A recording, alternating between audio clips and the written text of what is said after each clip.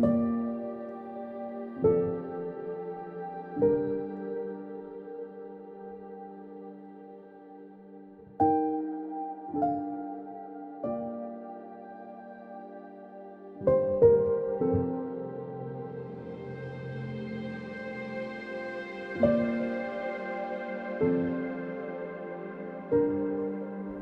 guys, it's Ed from Loose Pixel, and welcome to the Painter's Hollow. If you're new to the channel, the Painter's Hollow is a quiet and gentle place, free of distraction, where you can get into your artistic flow, no matter what type of artist you are: painter, dancer, illustrator, fine artist, photographer, tattoo artist, comedian, performer, you name it, because in the end of the day, we are all artists, aren't we? And of course, if you've been following this channel for years and you've listened to many of my art talks, what my Painter's Hollow videos used to be called, then welcome back. And I want to start with a paraphrased quote from a book that I'm in the process of reading right now called The War of Art. And in it, he describes the differences between the words amateur and professional, where he discusses the origin of the word amateur, which I have written right next to me, so I'll read it to you. The word, quote, amateur has a rich history that can be traced back to Latin. Its journey into English is as follows. In Latin, the word originates from the Latin term amator, which means lover or enthusiastic admirer.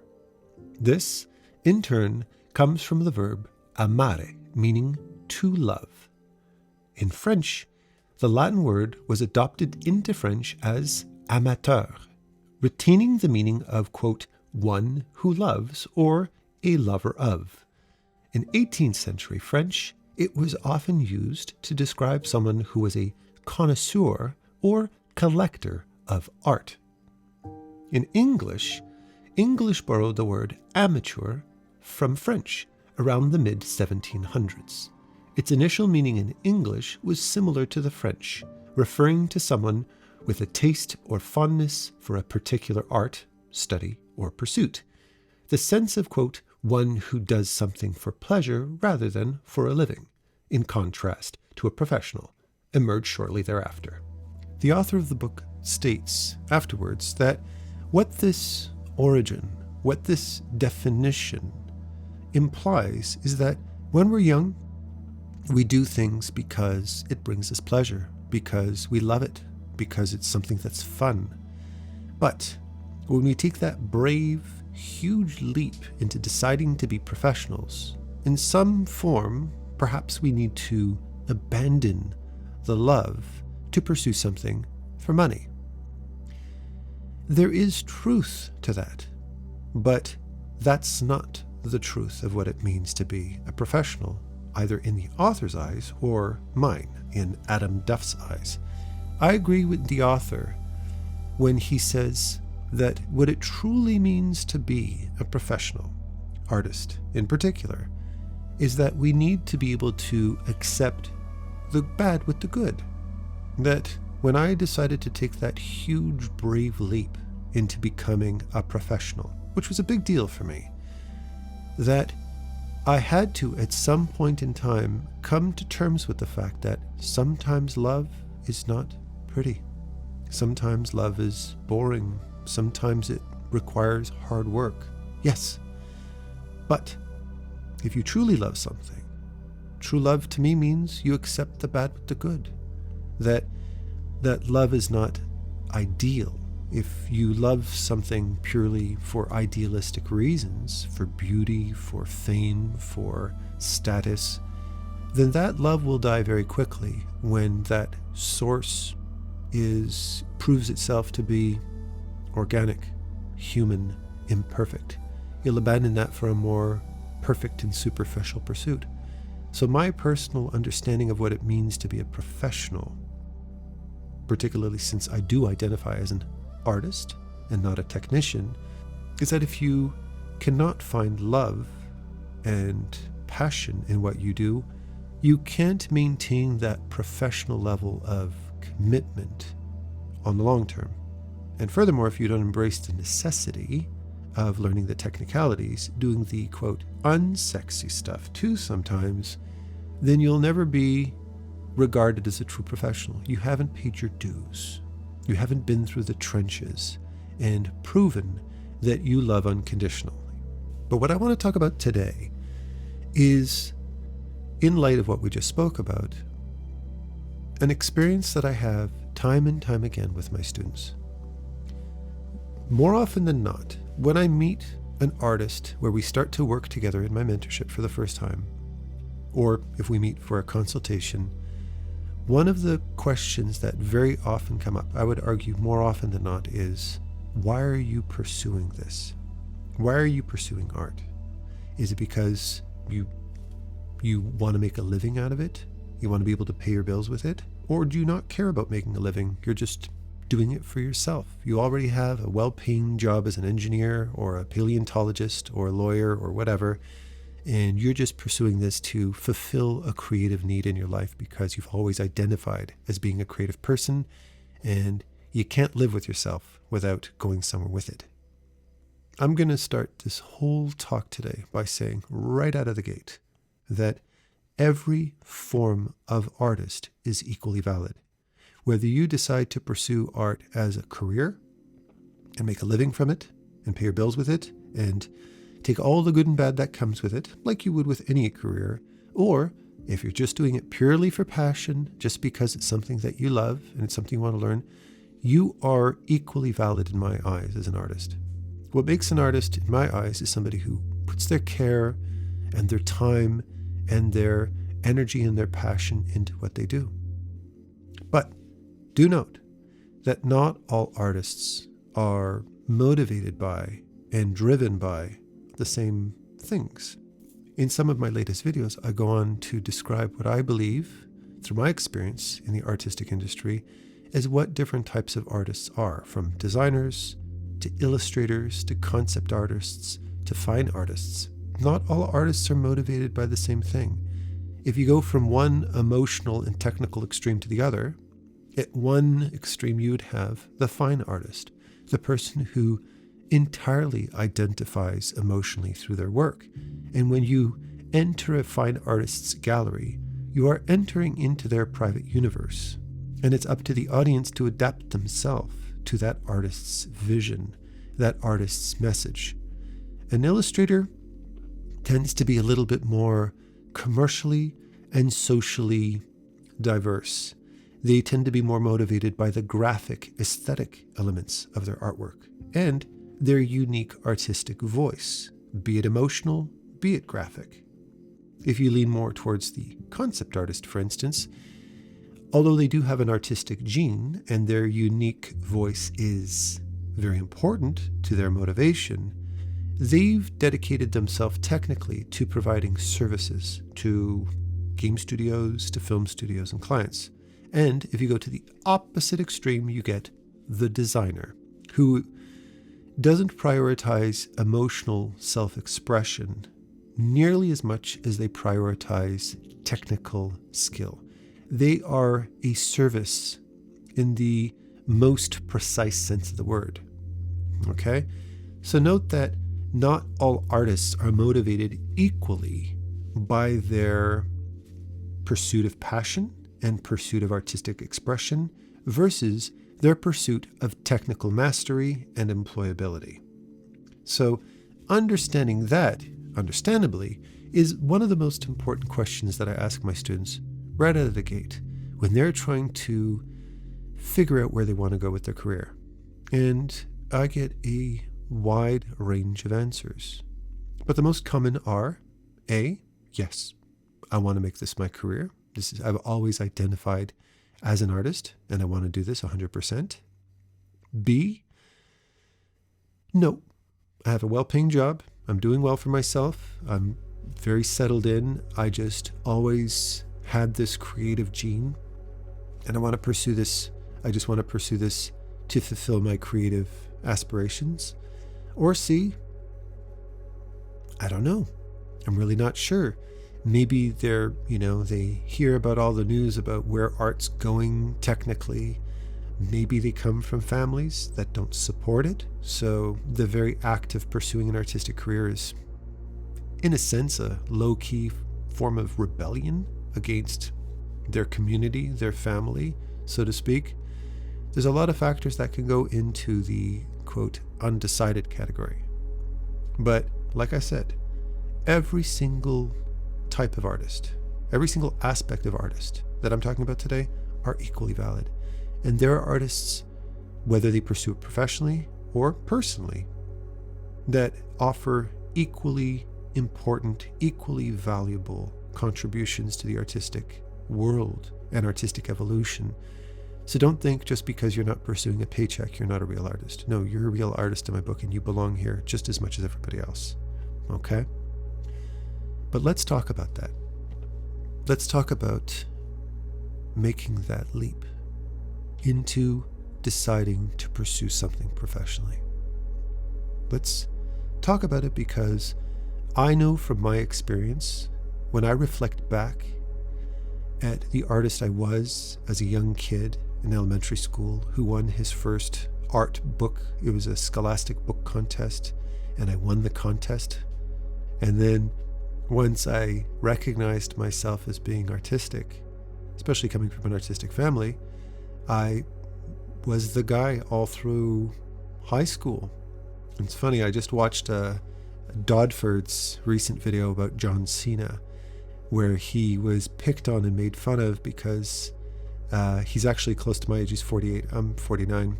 And he was a b-boy back in high school, where he dressed in like MC Hammer pants, and he had his hair and, that whole thing. And he was part of the whole kind of rap culture when his community was not supportive of rap culture. So he got beaten up and bullied all the time. Well, I'm embarrassed to tell you, ladies and gentlemen, that much like John Cena, that was me back in the 1990s. So to all of you fans of Missy Elliott and Belle Biv DeVoe and Kid and Play and Arsenio Hall and Cypress Hill and all of that stuff, welcome aboard. You can be embarrassed with me. Capiche? So I was the guy in high school who was tie-dyeing graffiti on people's legs and drawing on people's arms. Adam was known as the tattoo artist with a ballpoint pen back in high school. I used to draw on people all the time. I'd spend hours drawing entire arms and legs. But yeah, that was my identity. And then I went and I pursued education at college, in university, in classical film animation and fine arts, and yada, yada, yada. Story I've repeated ad nauseum. Okay? And then I decided, despite all that, to apply for my first job. I mean, think about it. From the ages of 6 to 21, I did it purely for fun. I did it for free. Thousands and thousands of drawings on jeans, on legs, on sketchbooks. Anywhere, any place, I'm good for it. I'm cool. And then all of a sudden I've got to make a portfolio and apply for a job. And then I got hired. And when I got hired, it was a very emotionally difficult transition for my brain to make that took me years to kind of adapt myself fully to, because up until that point, I could adapt the art that I made to the way I felt at the time. But all of a sudden now, I don't always like what I'm drawing because my boss, my director, my client wants me to do what they want me to do. And maybe it's not something I'm particularly comfortable drawing. And depending on the situation, depending on the director, depending on the job, sometimes I got hired for the right thing and I kicked ass and everything went super, super well because I was in the right environment, working on the right project. And sometimes the director just wanted an artist that could just do it. Whatever it is I ask you for. So one day I would be doing character designs, which I had a lot of fun with, and then the next day he'd want me to draw cars and interfaces and stuff like that. And I didn't have any experience with that. And holy smokes, it was such a gamble on whether or not I could handle what the director wanted. And that's where I started to experience, not understand, but experience what made an artist more employable in the studio setting. And what made an artist more employable in the studio setting were people who were highly adaptable. They could pick anything up anyway. They didn't care. They didn't have their ego, their emotions weren't tied into what they did. Yeah, you want me to do environments? I'll do environments. You want me to do weapons? I'll do weapons. You want to be a UI designer? Sure, I'll do it. Whatever. It's fine. And I did too, to the best of my ability. I hated it.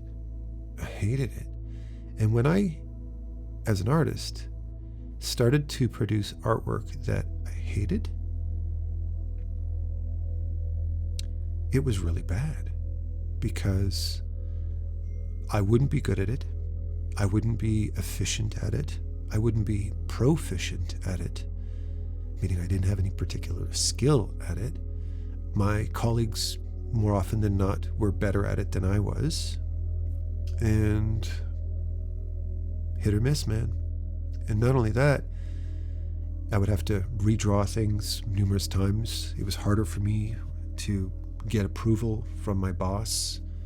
And at the end of the day of that, when you're working on something that you just don't have your heart in, day and day and day, and you go home at the end of the day feeling creatively drained, not creatively inspired, not creatively invigorated, not feeling passionate and driven. No, you feel like you don't even want to look at a pencil again. You don't even want to look at a sketchbook. You don't even want to look at Photoshop. You just want to get that shit away from me. And I worked countless jobs where I was just chasing after paycheck, and feeling more and more alienated from why I got into art in the first place. I described in earlier videos where my early successes in the gaming industry, where I jumped straight into doing console gaming right off the bat. I started working on PlayStation games right out of school almost. It gave me a false sense of security and a false sense of professional direction, because A, the industry didn't have access to artists as much. So I was much more employable back then. They needed people who could draw. They had much more of a dependency on anybody. So I had the freedom to be able to draw in my style, in my way. And I got a job very quickly. But then fast forward through my career, when more and more artists wanted to get into this kind of stuff, when being in the game industry was much less of a novelty, it became much more commonplace. Studios had more access to artists of many different types, so they could become much pickier and much more specific with the type of artists that they were looking for. And when that started to happen, I found myself really, really struggling to try to keep up with the demand, because it was demanding me to become a more and more distanced artist from what I originated as. And that's when I went through what I very often described on my channel as being a kind of identity crisis.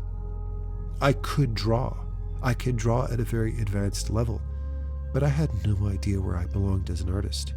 I didn't know where to apply. And that's when I kind of took a step back and looked at my career and looked at my pursuits and looked at my experiences and my history as an artist, and made a realization that I share on my channel all the time, which was this whole gaming industry, this whole industry of art, so to speak, is very young. I mean, it's as young as I've been in this industry.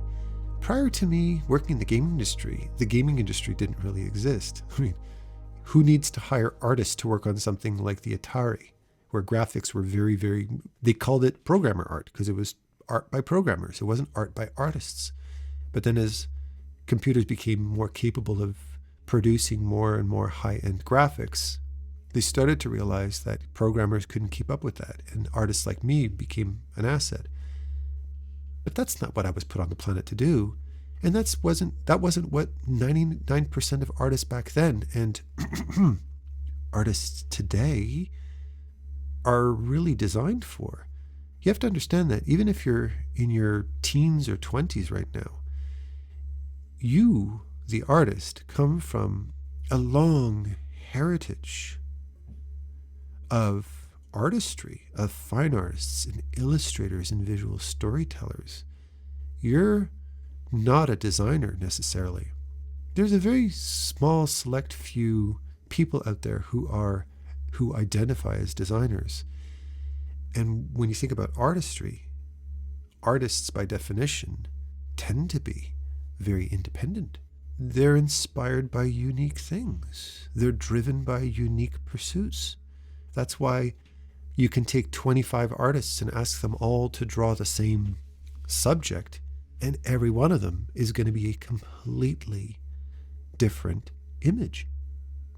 I very often reference an old Disney documentary, which I'm sure you can find on YouTube, where Disney is describing the artists at Disney Studios.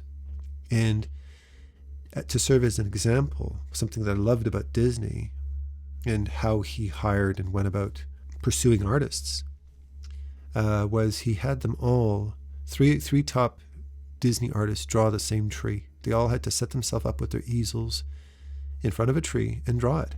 And when you looked at all three of them, you could see they had completely different visions, completely different styles, different values, different angles, different proportions, different lines, different feelings. It might as well have been a different tree. And that's where you come from. That's where most of us come from.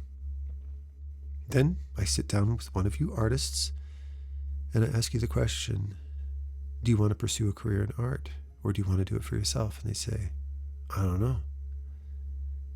I don't know. Well, why are you saying you don't know? What's the reason for it? It's probably because, for starters, you're only aware of a very linear perspective of what an artistic career is. Are you pursuing it because your mind doesn't work like everybody else's? You have this artistic fire burning inside you, and it comes out in this very unique way, emotionally, viscerally, impulsively, where you're the type of person who, if I was to ask you to describe your process, you'd say, I have no idea. I don't know. It just comes out that way. And if I say, well, if we pursue technical skill, if we pursue technicalities, if I was to go about it in a designer's way, say, we'll do it this way, and this is the step, and these are the shapes you need to learn, and this is your value structure. When I expose you to that and you give it a shot, sure, it might help your drawing look better, but you start to feel very, very alienated from your work. You start to feel like, I just don't like this. It feels very clinical to me. I feel like being a much more expressive person. Well, maybe that's a little bit of a clue into whether or not you should be working in a studio.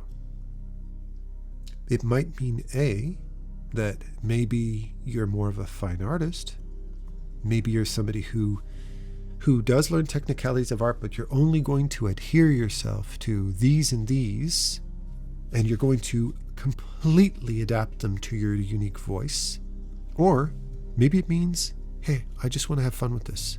And when I have somebody sitting down and telling me what to do, all it does is make me not want to draw. It doesn't motivate me. It's not helping me feel like I'm getting closer to being able to express myself the way I want to. I just don't feel like this is for me. Well, if you can't get yourself to even take advice artistically for what you're doing, does that mean you're a loser? No. It means you're just drawing because it helps you disconnect. And the moment somebody turns to you and says, okay, practice every day, practice, then you quit. I'll give you a really good example. Again, I repeat myself a lot, so I might have said this before, but I was arguably really good at music when I was a kid. I took piano lessons, and I advanced very, very quickly. So much to the point where I was playing very advanced songs very early on. Like after 2 weeks of taking piano lessons, I was playing songs that could stretch over multiple octaves. And Even I remember when I did a piano recital, the teacher got me to do a solo at the end of the recital because I was kind of a prodigy student. I'm not saying this to boast. I'm just saying because I was good at music and I've always loved music. I've loved it. I really did. I could pick up a song just by listening to it. I remember my mother playing the song when I growing up. It was "Come Back to Solorento." It was a song I'm very familiar with. My mother always used to play it all the time, and it would put my ear against the piano when I was a little kid. Fast forward a couple of years later, I learned how to play it by ear. Okay. But then I started taking piano lessons, and at first it was going really, really well. But then my grandmother, because she was babysitting me at the time when my mother went back to school to get a degree in computer science, my grandmother would sit down, my Polish grandmother, Janina Żolkiewicz, and she would say, "Practice every day, practice, practice, practice. You go to school, you come home, you eat, practice, practice, practice. You go to bed, you wake up, you go to school, you come home, you eat, you practice, practice every day." This is her, I don't know. She wanted me to become professional. She wanted me to take it seriously. All 8 years old of me. I don't know. You know what happened? I quit right there and right then. I mean, for starters, the best thing any artist can get from a parent is support, and leave them the hell alone unless they ask for it. I've got a daughter who's a professional illustrator. She's a professional cartoonist. I've got a son who draws every day. I never tell them to draw.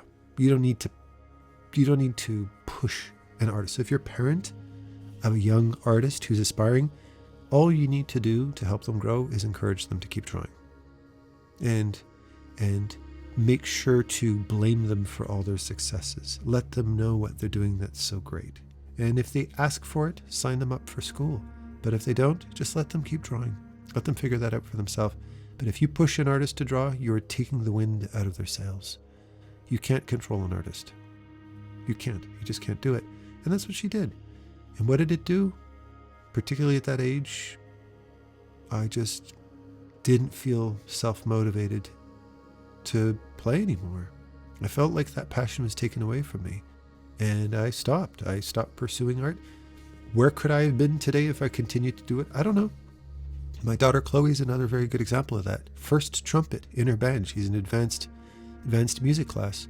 This year she decided to go to regular because, for starters, the music class was burning her out, but also because she wasn't decided on whether or not this is something she wanted to make a professional pursuit for the rest of her life. She didn't want to pursue music necessarily as a career. And it broke her parents' hearts. Fuck, she's so good. Listening to her play these solos in France with her harmony and in a beautiful cathedral. Oh my God, it brings tears to your eyes. God, it's beautiful. It's moving. She's so talented. But she needs to figure this out for herself. So what did I tell her? The father who wants her to not give up on her passions at the beginning said, "No, don't do this. Don't just drop this. You need to push yourself past the discomfort. You need to do that." And then I thought to myself, shut up, Adam. Shut up. You're not doing it right. No, it's not up to me to push her. It's up to her to push herself. And she'll push herself when she feels it. And the more I push her, not only am I taking that passion, not am I forcing her, just like my grandmother did, to practice, practice, practice every day. Do it even if you don't want to do it. Do it because I told you to do it, because I said that's what you should be doing. Because you'll disappoint me if you don't. But I'm also helping to cultivate a very toxic relationship with passion and pursuit and professionalism. I think that one of the most well-meaning harms that a parent can do to their kid is making something feel too complicated. You know, let's say, for instance, you have a parent who's always harking on you to save every receipt and be super, super vigilant with every penny that you do and all your tax, this and that, the finances, that, and. You know what that does? It makes a person afraid of money. And what that in turn does is make somebody very irresponsible with money.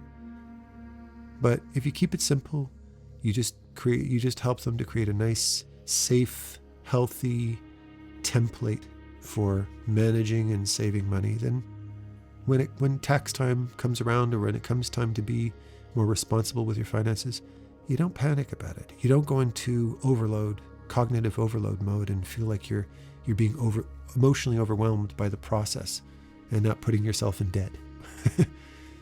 Same thing applies to art.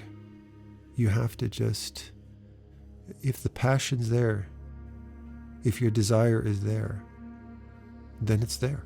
And if it's not, well, you need to be honest with yourself.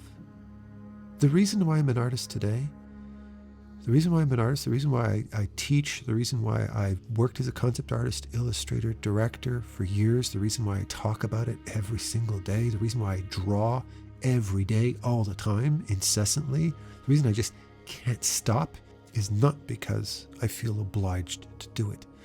It's because I am willing to live through my crappy drawings.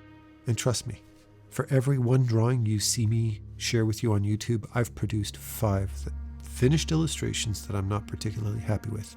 They go into what Zdzisław Beksiński would call his bin. He has a bin where he'd put all of his unfinished paintings. I have a bin too, a digital one on iCloud. I'm just willing to take the friction with the passion. And because I draw all the time, I have a much closer connection to my wins as I do my losses. But the more you do it, the more you love it, because this is a decision I was willing to make. I loved art well enough to pursue it professionally. You need to be honest with yourself. And in order to be honest with yourself, you need to remove the guilt, the weight, the insecurity that comes with feeling like if you don't pursue this as a profession, that you're a failure. Listen, my second student of all time. My first student was, yes, Antonia Stappaerts, the one and only. But my second was a programmer named Paul. I won't say his last name to protect his privacy, but he was a programmer who more specifically was a group leader who helped departments integrate into new versions of Windows. He was a Windows specialist, and he would travel around the UK, and he would help the teams in different departments of his company learn and adapt themselves to new softwares, so they would be really up to speed with the latest software and get the most out of it. He was my second student of all time. And Paul, within weeks, was drawing so well, and we're talking about a guy who never drew a day in his life. He just did it purely out of passion. Within weeks, was drawing so well that other students in my mentorship would send me emails and said, I think Paul is full of shit. I think he is an artist, and I think he's just playing pranks on you. And I kind of believe that too. I thought to myself, there's no bloody way somebody could get that good that fast. But he proved to just be somebody with an incredible artistic gift. But despite that, after the mentorship, and after I said to him, I said, listen, buddy, at this speed, you're going to be crushing it in a year from now. You're already crushing it. I mean, you're insane. You're so good. You just pick up on things so fast. And not only was it technically strong, but it was artistically strong too. I mean, his colors, his shapes, his designs were just, dude, you are nailing it. I said, I wouldn't discourage you from pursuing this professionally. To which he said, no, not interested. He didn't care. And he didn't care to impress me either because, hey, the guy's set. He goes, no, I don't want to do that. He said, I love what you taught me, and I'll definitely learn it and apply it, and I'm going to keep drawing. And he's still drawing to this day. It's amazing what he's producing. This guy could work as a professional, no problem. He doesn't want to, because the moment that he's not willing to cross that line, he's not willing to say, yeah, I'm going to drop everything and take the good, the bad with the good. No, he doesn't want to have to do that. He already does that with programming. He's passionate about programming. His love is for programming. I was like, cool. Respect. Go for it. I want you to take a look at yourself and say, if somebody was to teach me technicalities, would that completely would that extinguish my fire? Would that kill me? Would that demotivate me? Or would I feel very happy that I finally overcame a technical obstacle that will help me get closer to that job I want to get? That's an important indication. That's an important emotional marker to pay attention to. Are you the type of person who you just want to just do whatever the hell you want, have fun with it, and because nobody bugs you about it, because nobody's hanging over your shoulder like my grandmother saying, practice, practice, practice, you draw every day you get a chance. You've got your sketchbook, you go through sketchbook after sketchbook after sketchbook, you just fill them with drawings because you're insatiable. Your desire is insatiable. But the moment somebody says pursue something professionally, you're like, no man, that's not me. Are you somebody who really doesn't give a shit? You love to draw, you think it's a very entertaining thing to do, you really don't have any particular emotional attachment, but you are technically really good at picking up things very quickly, and you prefer people to just say, hey, I just need somebody with the skill, and I prefer to tell you what to do. I don't care about your personal creative expression. I just want somebody who can execute what I'm looking for. And you're thinking to yourself, yeah, man, I can do that. Totally cool. I'm happy with that kind of an arrangement. Well, maybe design's your thing, right? But there's a place there for everybody. It starts with understanding your emotional relationship with your work. And furthermore, understanding whether or not, when you do, if you do, take that massive emotional leap from being somebody who did it for themselves to somebody who's now doing this for somebody else. Are you willing to take the bad with the good? Do you love it so much that you're willing to eat crow to pursue the thing you love? Or do you not give a shit? And crow is perfectly fine by you. There's a place for everybody, but it starts there. Sound good? With that said, I love you all with all my heart, and happy painting. Take care.